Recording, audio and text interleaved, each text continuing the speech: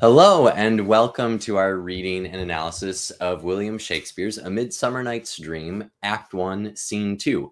So, in Act 1, Scene 1, we met kind of what seems to be the main characters of the play, and they certainly are. But in Act 1, Scene 2, we see Shakespeare's perhaps most famous, if not all of comedy's most famous side plot.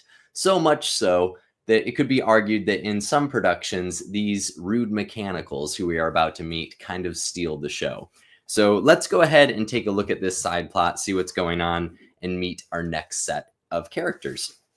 As always, there's a link to the Folger digital script in the description if you want to follow along while I read and analyze. So here we go. Act 1, Scene 2. So we are at Quince the Carpenter's house, and we're going to meet a variety of characters here. Quince, who's a carpenter, Snug, who is a joiner, Bottom, who is a weaver, Flute, a bellows mender, and Snout, the tinkerer. And Starveling, the tailor. So those names are really hard to keep track of, and most people will know them by the roles that they're going to play at the end of the play. But one little note on these names is that they are all really funny puns. So each one of these characters has a job, and the name they have is a pun on that job. The reason they're called mechanicals is because they work with their hands like a mechanic would, as opposed to people in the court who maybe work with their minds if they work at all. I think they inherit their money. But in this scene, these are day laborers or people that work during the day, not necessarily day laborers, but people that labor. And to get back, sorry, a little distracted, to get back to these really creative puns that they have. Snug is a joiner, right? And if you are joining two things together, you want them to fit snugly. So that's just one example of the puns. And a lot of them are kind of lost, right? Like Starveling being a tailor and Snout being a tinker are a little bit harder to figure out, and you have to look them up. Maybe I'll make a whole video on the puns of the mechanicals. But perhaps the most creative one is Bottom, the weaver. So people that would weave fabric would sometimes get injured from sitting all day because their job required them to do a lot of work with their hands, but they were sitting while doing that work most of the time.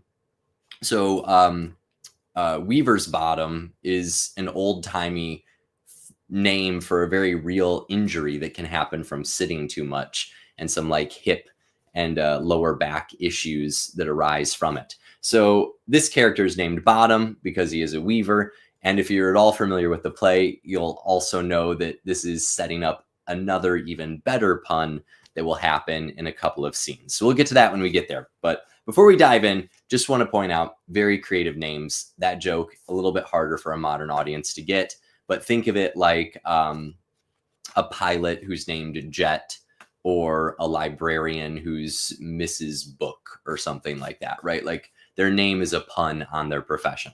Okay, let's dive into the script itself. Peter Quince says, "Is all our company here?"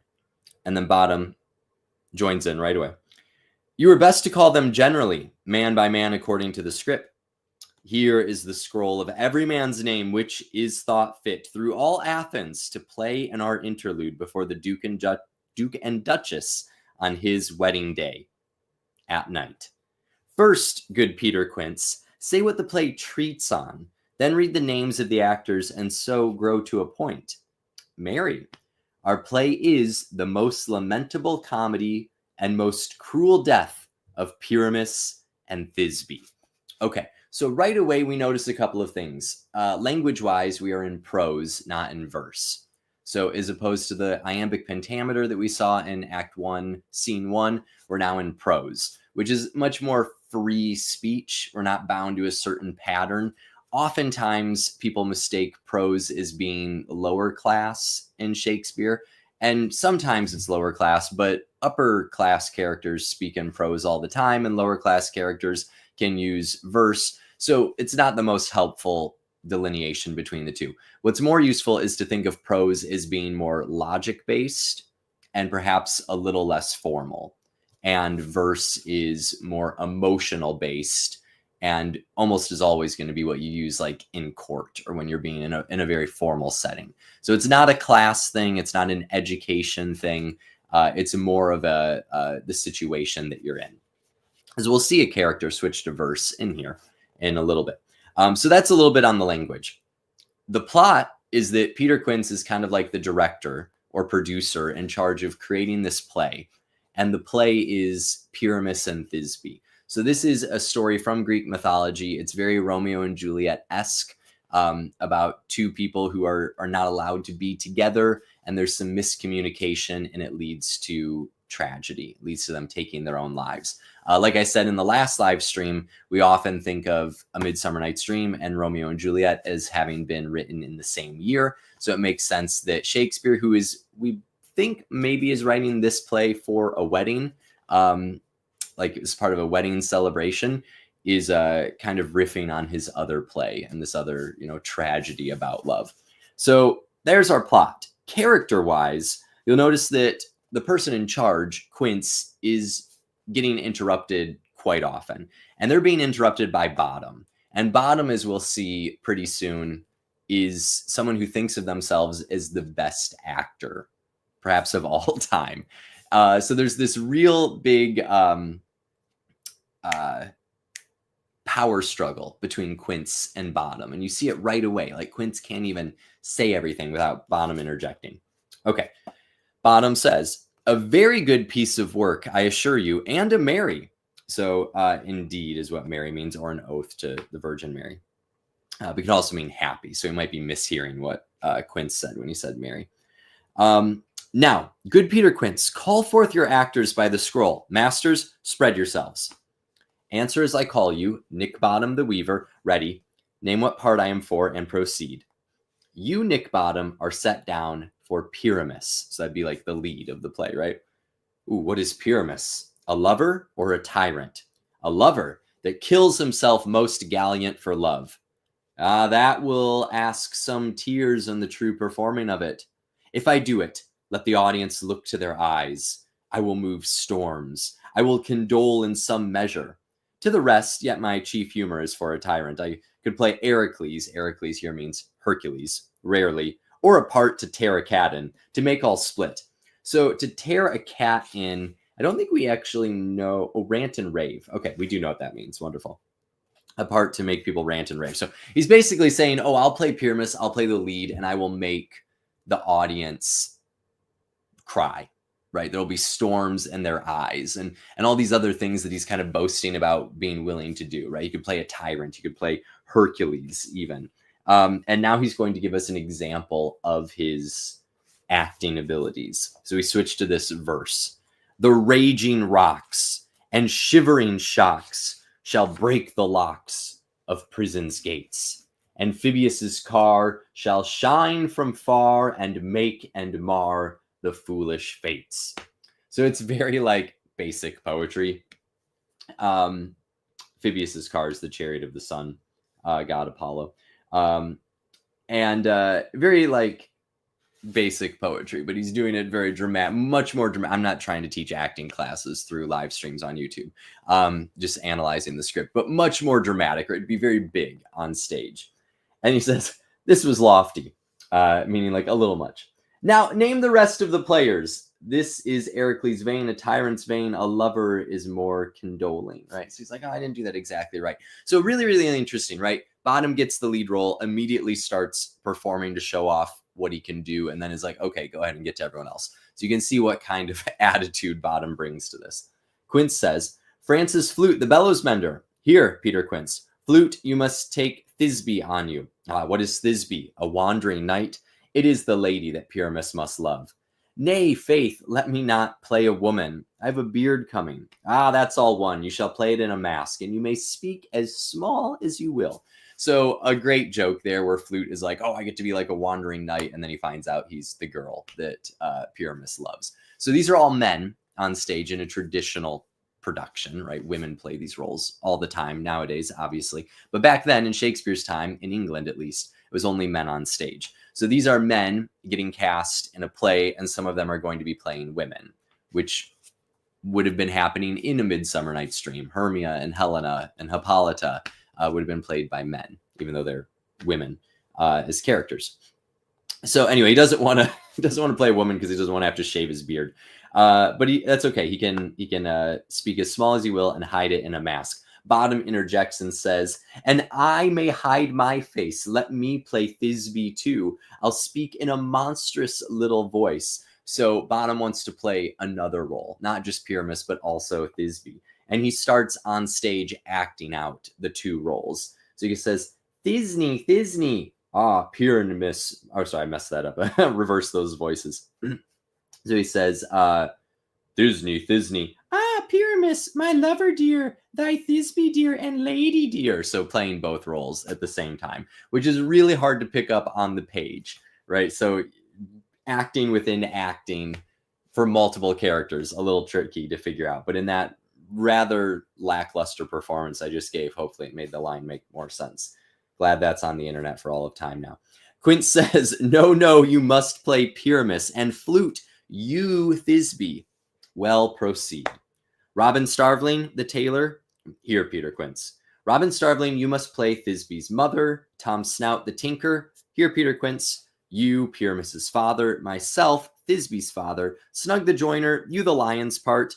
And I hope here is a play fitted." So the play has been cast. And Snug, who is just cast as the lion, says, "Have you the lion's part written? Pray you, if it be, give it me, for I am slow of study," meaning it's going to take me a while to memorize my lines. Can you give them to me now so I can get a head start? And Quince says, "You may do it extempore, which means off the top of your head, not being out of the book, right? Not being memorized. "For it is nothing but roaring," because it's a lion. Then Bottom jumps in again and says, "Let me play the lion too. I will roar that I will do any man's heart good to hear me. I will roar that I will make the Duke say, 'Let him roar again. Let him roar again.'" So now he wants to play the lion. So the man, the woman, and the lion. "And you should do it too terribly. You would fright the Duchess and the ladies that they would shriek, and that were enough to hang us all. That would hang us, every mother's son." So this is a great setup that we'll see later on in the script, where Quince says, "No, you can't play the lion because you would do such a great job. It would scare the girls, right? All the women and girls. And we'd be punished. We could be put to death for doing that." So that's how Quince talks him down. Now, you could play that Quince actually believes that, but oftentimes it's played as Quince is trying to kind of manipulate Bottom into not being such a nuisance at this moment, and trying to steal everyone's role, right? Because when you're a director, you can't, or at least you shouldn't, crush an actor's spirit, because then they're not going to be able to do much acting if they don't trust the setup and the group they're a part of and your direction and stuff, right? So he's trying to let him down and kind of put him in his place without maybe screaming at him as much as he probably wants to. And then Bottom says, "I grant you, friends, if you should fright the ladies out of their wits, they should have no more discretion but to hang us. But I will aggravate my voice so that I will roar you as gently as any sucking dove. I will roar you as 'twere any nightingale." And there your Bottom should probably be doing some funny roaring. Because as he says, you would scare the ladies, but I will roar so gently like a sucking dove, like a nightingale, that it will not scare anyone. Quince says, "You can play no part but Pyramus, for Pyramus is a sweet-faced man, a proper man as one shall see in a summer's day, a most lovely gentleman-like man. Therefore you must needs play Pyramus." "Well, I will undertake it. What beard were I best to play it in?" "Why, what you will. I will discharge it either your straw color beard, your orange tawny beard, your purple and grain beard, or your French crown color beard. Your perfect, your perfect yellow." So he gives all the options of the different beards that he wants to potentially wear to play this role in. "Some of your French crowns have no hair at all, and then you will play barefaced. But masters, here are your parts." So giving out the scripts. "And I am to entreat you, request you, and desire you to con here means learn, memorize, con them by tomorrow night, and meet me in the palace wood a mile without the town by moonlight. There we will rehearse, for if we meet in the city, we shall be dogged with company and our devices known. In the meantime, I will draw a bill of properties, such as our play wants. I pray you, fail me not." So there you saw a little necessary line to move the plot forward, which is that these mechanicals performing this play for Theseus and Hippolyta's wedding day cannot rehearse in the city because they want it to be a surprise. They don't want everyone seeing their rehearsal. They don't want to be bothered by people. So they're going to go into the woods in order to have some privacy. You'll remember from yesterday that Hermia and Lysander are running away into the woods, and Demetrius is going to find out about their plan and follow them, and Helena is going to follow Demetrius. So we have all these characters heading for the woods after these first two scenes. Bottom says, "We will meet, and there we may rehearse most obscenely and courageously," which is a misspeak on Bottom's part, right? Rehearsing most obscenely. Obscene is not the word you would use there, but it's funny because it's Bottom. "Take pains, be perfect, adieu. At the Duke's Oak we meet. Enough, hold or cut bowstrings." That's the line we don't actually know what it means. Right, sounds like a proverb, but it might just be something Bottom is making up. Hold or cut bowstrings. But Peter Quince can't even dismiss the rehearsal without Bottom cutting in and being the one to dismiss it. So you see this real power struggle. Bottom is a great actor, but he's also the most difficult one to work with. And Peter Quince has to figure out what to do with him because they need him for this show, but they need him to just play Pyramus, not all the parts as he would like to play. So this is a wonderful play about plays. We get this set up for a play within a play. We get actors who can't necessarily memorize their lines. We get a director who's in over their head. We get an actor who's full of himself. All relatable things for anyone who's done plays, I'm sure. So anyway, that is Act 1, Scene 2. I hope that was helpful. As always, if you're interested in picking up any field notes, they come in a variety of awesome sizes and varieties. They're a variety of varieties. I'm really with it tonight. But they come in this awesome 3-packs. You can pick them up at fieldnotes.com. There's a link in the description. Use the code there to get 10% off. They also have wonderful colored pencils, Blackwing colored pencils. Many artists' favorite pencil of choice. But yeah, there's a code in the description for 10% off your first order. Helps out the channel and hopefully gives you something great to write with. As always, if you have any questions or comments, please leave them down below and I'll try and get to them. And I hope to see you real soon for Act 2, Scene 1. Thanks for watching. See you next time.